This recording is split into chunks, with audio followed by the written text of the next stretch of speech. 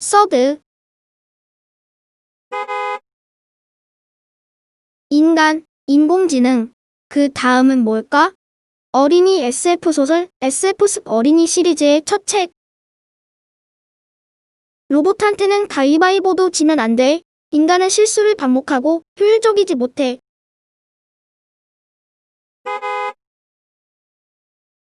인간의 능력을 훌쩍 뛰어넘더니 아예 문명의 주인 자리를 꿰차버린 기계인간. 그리고 하루아침에 모든 걸 빼앗기고 황무지로 추방당한 인간. 인간은 자동차도 항생제도 전기도 없는 황무지에서 살아가야 하는 처지가 되었다. 다시 처음부터 기술을 발전시켜 나간다 해도 기계인간을 따라잡을 수 없을 것이다. 최영희 작가의 어린이 SF 소설 서드는 디스토피아적 인공지능 세상을 배경으로 한다. 도시에는 로봇들이 머물고 인간들은 국가도 사회도 해체된 채 로봇들이 허락한 곳에서 마을을 이루고 살아간다. 그러던 어느 날 숲에서 마을의 주민 압둘라가 죽은 채 발견된다. 인사드려라, 요릿. 도시에서 온 조사관님이다. 도시요? 그럼 제가 로봇. 오래전 추방령이 내려진 뒤로 도시에는 단 한 명의 인간도 남아있지 않았다. 로봇들에게 도시의 모든 걸 넘겨주고 빈털터리로 쫓겨났으니까. 예의 바르게 굴어야지. 촌장님은 요릿을 돼지요리 앞으로 끌고 갔다. 내일 조사관을 동북쪽 숲으로 안내해야 한다. 숲을 잘 아는 약초꾼들이 하필이면 다른 마을로 약초를 팔러 떠났지 뭐냐. 보름은 지나야 돌아올 텐데 조사관이 내일 당장 숲에 가야 한다고 하고. 암만 생각해도 너밖에 떠오르질 않더구나. 너는 약초꾼들만큼이나 숲길을 봤잖니. 도시에서 온 로봇 조사관 리처드와 돼지치기 인간 소녀 요릿은 한 팀이 되어 숲을 조사하기 시작한다. 숲속에서는 인간의 것도 로봇의 것도 아닌 기이한 흔적들이 발견되고 급기야 리처드와 요릿은 정체를 알 수 없는 거대한 괴물을 마주치기에 이른다. 그러나 괴물은 요릿과 리처드를 오히려 도와주고 인간의 언어로 말을 걸어오는데 이 괴물은 어디에서 온 걸까? 괴물은 왜 마을 사람을 죽인 걸까?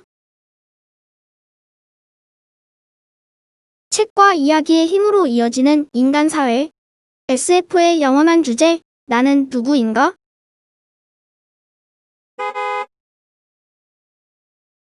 서드는 수천 년간 인간이 이룩한 모든 문명을 빼앗긴 상황에서 인간에게 남은 로봇과 다른 점이 무엇인지 찾아간다. 그리고 작가는 인간 집단이 가지고 있는 상상력, 로봇들이 망상이라고 부르는 것, 주인공 요릿의 언니가 꿈이라고 부르는 그것에 답이 있다고 말한다. 바로 이야기이다. 서드에서 요릿의 마을에는 단 한 명의 할아버지만이 독서의 경험을 가지고 있다. 오래전 로봇들이 인간들을 쫓아낼 때 책을 모조리 빼앗았기 때문이다. 그리고 로봇들의 도시에 창고를 만들어 꽁꽁 숨겨두었다. 기계인간들의 분석 갱리인 셈이다. 그러나 필요한 데이터에만 접근하고 수집하는 로봇들과 달리 인간들은 할아버지의 입을 통해 오랜 시간 간접적으로 수많은 책의 이야기를 접하고 전승해왔다. 온전치 않은 기억으로 전해진 이야기의 빈틈을 메꾸는 건 아이들의 몫이 되었다. 책을 지키고 이야기를 지켜낸다면 인간은 무너진 세상을 다시 세울 수 있다. 최영희 작가도 새로운 이야기를 만드는 일에 머물지 않고 서드, 속, 마을 할아버지처럼 이야기의 전달자로서의 역할을 취한다. 소설을 관통하는 또 다른 소설, 메리 셸리의 프랑켄슈타인을 시작으로 빨간 모자, 인어공주와 같은 동화뿐만 아니라 알퐁스 도데의 별, 제인 오스틴의 노생거 수도원, 알베르 까미의 페스트를 곳곳에서 언급하며 어린 독자들로 하여금 호기심을 갖게 한다. 특히 최초의 SF 작가라고 여겨지는 메리 셸리의 프랑켄슈타인은 서드 속의 문제를 해결해 나가는 실마리가 되고 프랑켄슈타인 박사의 괴물이 던진 나는 누구인가라는 질문은 서드의 괴물에게로 이어지며 정체성을 정리하는 것이 무엇인지에 대해 고민하도록 만든다. 인간다움이란 어떤 것인가? 존재는 무엇으로 이름 지어지는가? 어린이 독자들에게 던지는 철학적 질문들.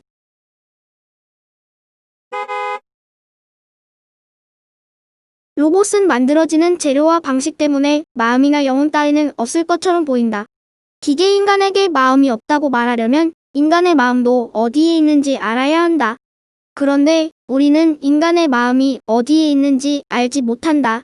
감동적인 영화나 찡한 장면을 보았을 때 가슴 한구석이 저려오는 걸로 보아 그 언저리에 마음이 있는 것 같다. 하지만 현대 과학이 밝혀낸 바에 따르면 마음도 두뇌에서 발생하는 전기 신호의 일종일 뿐이다. 그렇다면 전기 신호로 움직이는 기계인간도 마음을 가질 수 있는 것은 아닐까? 도시에서 온 수사관 리처드는 사람들과 섞여 있을 때에도 위화감이 없게 육모가 만들어진 로봇이다. 체격 조건이나 능력도 또래 나이의 인간과 유사하게 설계되었다. 주인공 요릿과 숲을 탐사하다가 깊고 큰 구덩이에 빠지던 순간에는 자신의 몸을 희생하여 요릿을 구하기도 한다. 아무리 재조립을 통해 리셋될 수 있는 로봇이라지만 이렇게 효율적이지 못한 선택은 기계인간에게도 마음이 있는 것은 아닐지 생각해보게 한다. 요릿이 로봇들을 비하하며 고철 쪽, 로봇팔의 후손 등으로 부를 때 강한 거부감을 드러내는 점에서도 여럿이 모여 문명을 이루고 판단과 결정을 내리며 살아간다는 점에서도 인간과 기계인간의 경계가 희미해진다.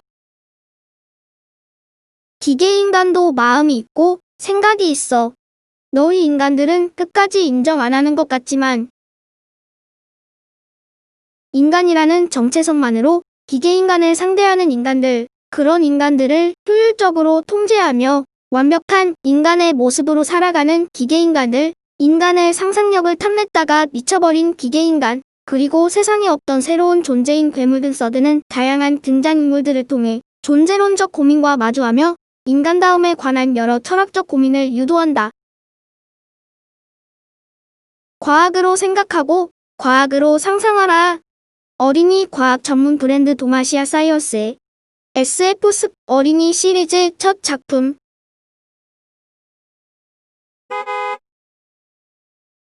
과학의 교양화 대중화에 힘써온 동아시아 출판사에서 오직 과학으로 생각하고 상상하고 만들고 공부하는 어린이 브랜드 동아시아 사이언스를 시작한다.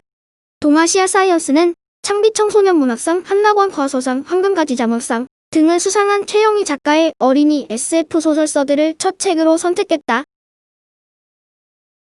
동아시아는 그동안 SF 브랜드 허브를 통해 우리가 빛의 속도로 갈 수 없다면 한국과학문학상 수상작품집, 아인폭스 개미 등 국내외 SF 소설을 출간해왔다.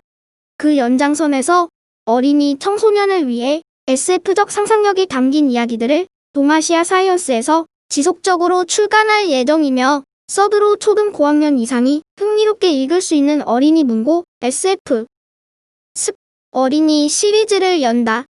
SF 습 어린이 시리즈는 미래 세대가 다양하고 주체적인 관점을 가질 수 있도록 가치 있는 이야기들을 들려줄 것이다. 오랜 시간 안정적으로 버텨온 직업군들조차 4차 산업혁명 시대를 맞이하며 위태로워지는 만큼 어린이들에게는 상상력과 창의력을 줄 수 있는 SF 소설이 필요하기 때문이다.